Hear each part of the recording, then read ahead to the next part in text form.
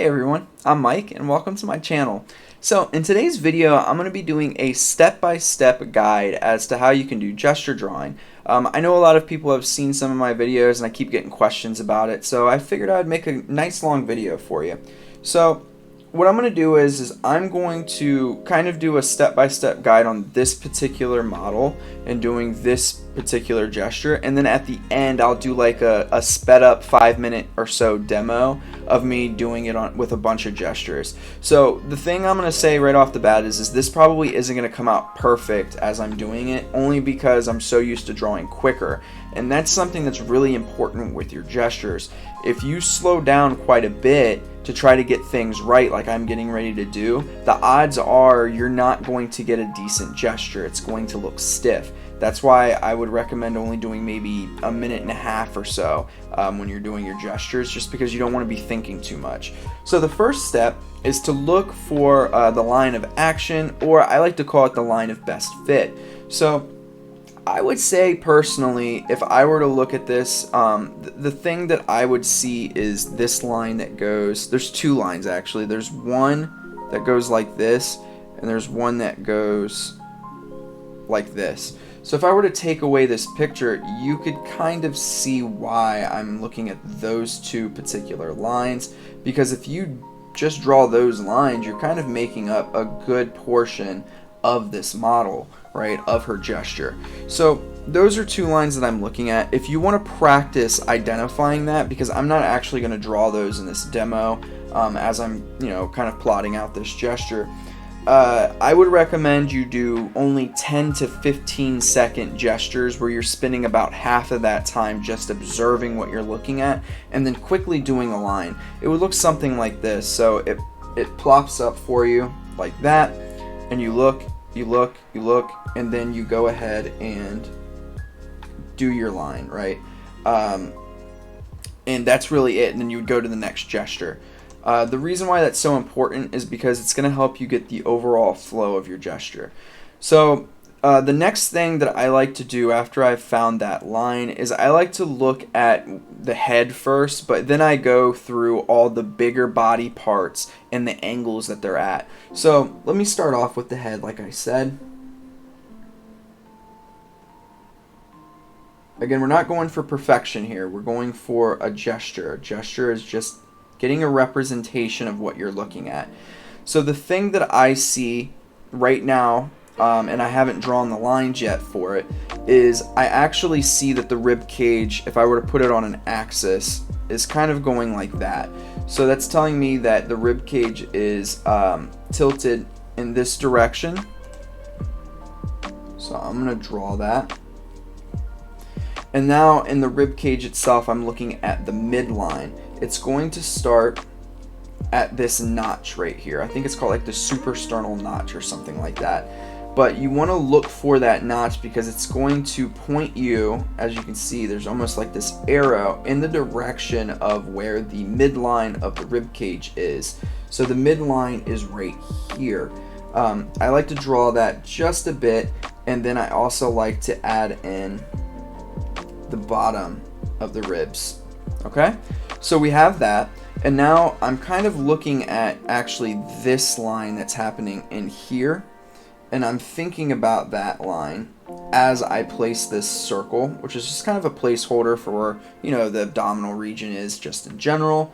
And now I'm looking for these 2 points right in here, and this is me indicating where the iliac crest is. The iliac crest is the 2 bones that protrude out of the pelvic region. They're going to tell us at what angle the hips are at from the front, and in the back you actually will be looking for almost, it's called the sacrum, but it's kind of where the tailbone kind of trails off to, and that's going to help also indicate like what angle the back of the pelvic region is at as well. And you can kind of see there's sometimes with smaller models, there's 2 divots as well that'll happen right outside of where the sacrum is. So that's a really important landmark to think about. So there's kind of 2 landmarks already. The iliac crest, oops, I think there's only one L. and then the I think it's called the suprasternal notch, but I'm just gonna call it the clavicle pit,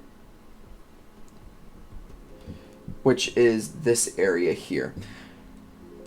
If you can find those things, you're in a pretty good spot for the overall torso area. So I'm going to go ahead and add that. The thing that I'm looking at too is where this particular part of the iliac crest lines up with the head. So it's kind of right in here. So I'm going to add that in. And then this other one is at a slight down angle, and it ends up actually in the, I was about to put it way too far out, it ends up in the mid section of the middle part of this second half of the rib cage, or this far half of the rib cage. And now I can even place this further out. Alright, so another good part about finding these 2 points is now you have this area right in here that kind of finalizes the pelvic region, right?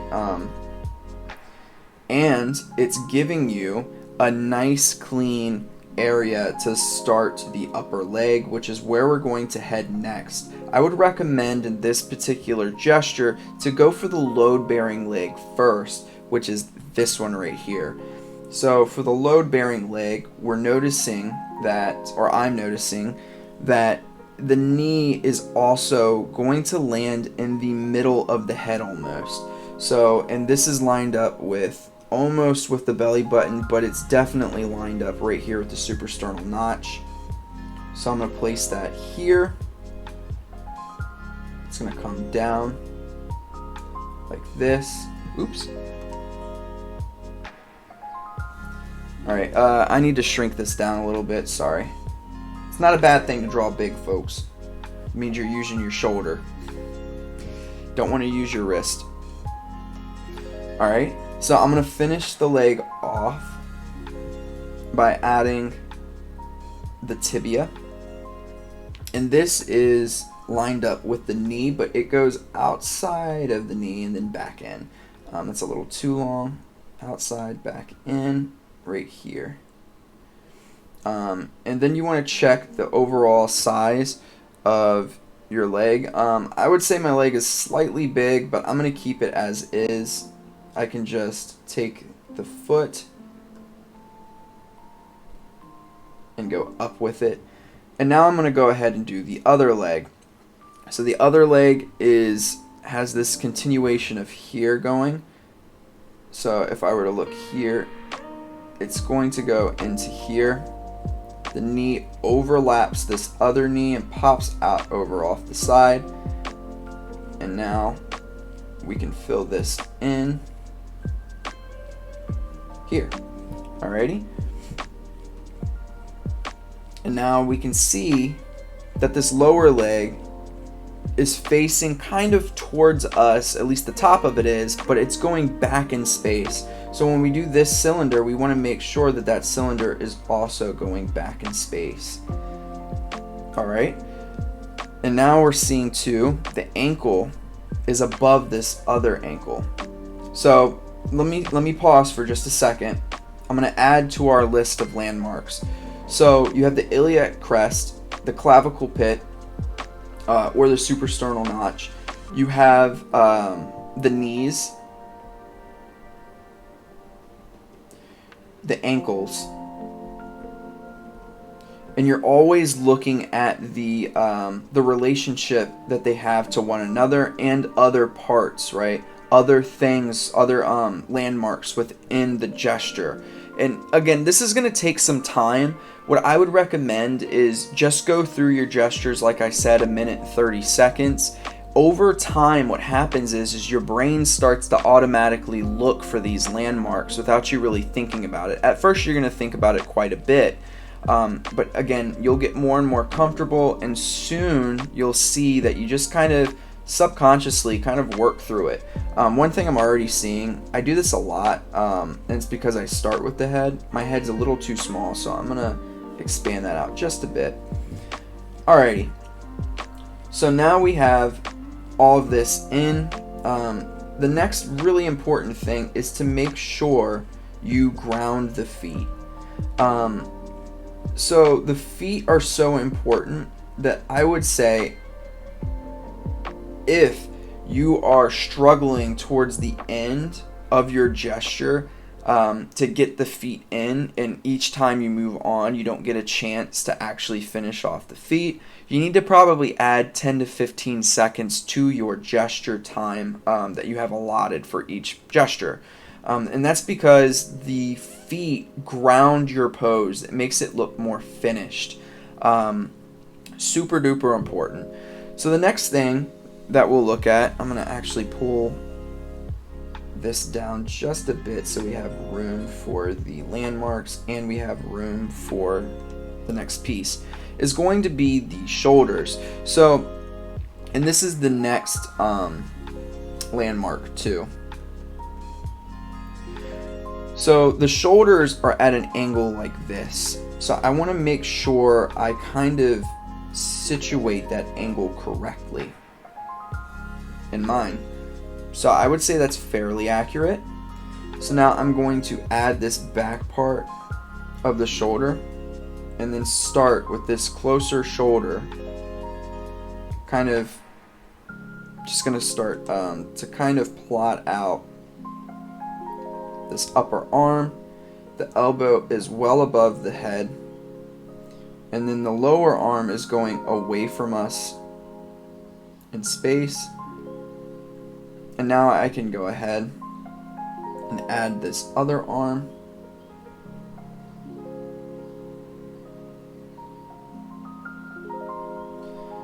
This elbow here, and then the lower arm kind of situates itself underneath there. And this doesn't have to be perfect in this particular gesture. It's not going to be perfect, and that's okay because there's a lot of overlap here. There's not too much information that's really being conveyed there besides that the arms are above the head. So when you're doing a gesture and there's a lot of kind of muddledness right there, that's something you don't necessarily have to worry about too much as far as getting really close with the details.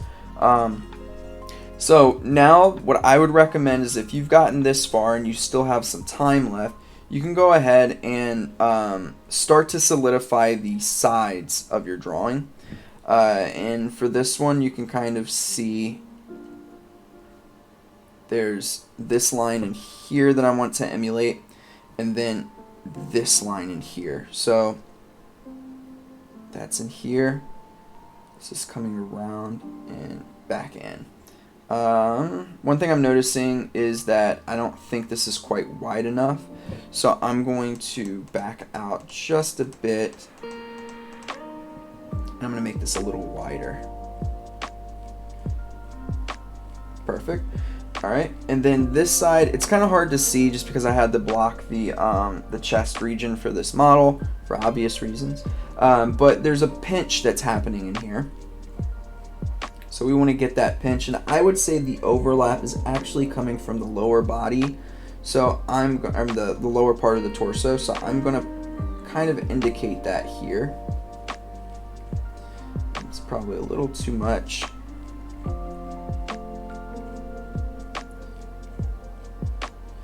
And it's popping out and then coming back in just a bit, so we can erase that away.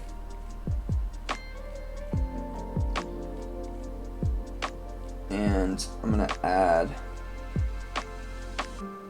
the chest here from my own knowledge of anatomy since it's blocked. And I'm going to also add that part of the arm. And this is about finished.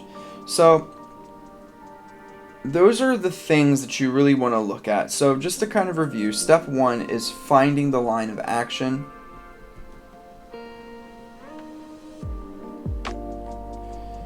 Sorry, let me move this cord for you. So finding the line of action. Step two is starting big and then going small.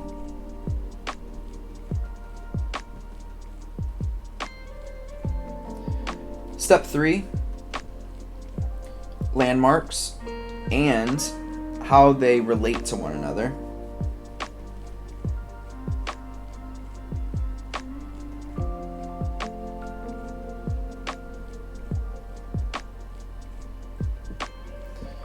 Step 4 is, I would say probably after that, the limbs, right?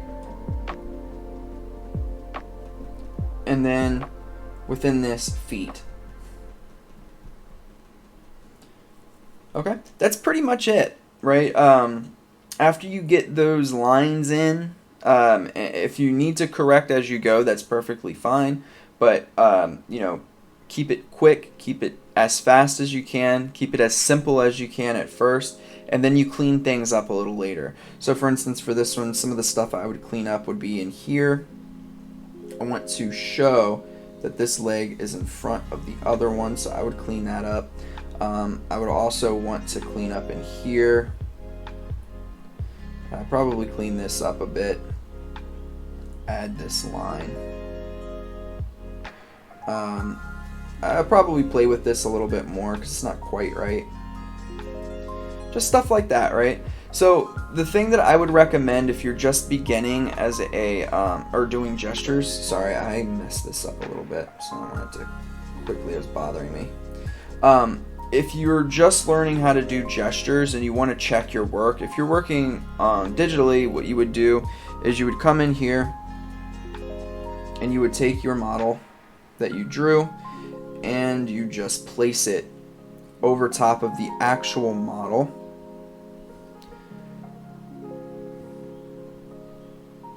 And you would see how it looks. So this is pretty accurate. It's not perfect, but you don't need it to be perfect, right? You just want to get the general flow, the gesture of the drawing. If anything, you want it to be a little bit more exaggerated than what you see. So, alright, so I'm going to go ahead and go into a bit of a demo for you. I know this is going to be a longer video, but I felt like it was definitely worth it to do this long video. After I do the demo, or not after, but while I'm doing the demo, what I'll do is for the images that I can use, I'll place them kind of up and off to the side in like the post-production of this so that you can see what I'm drawing and how I'm doing it.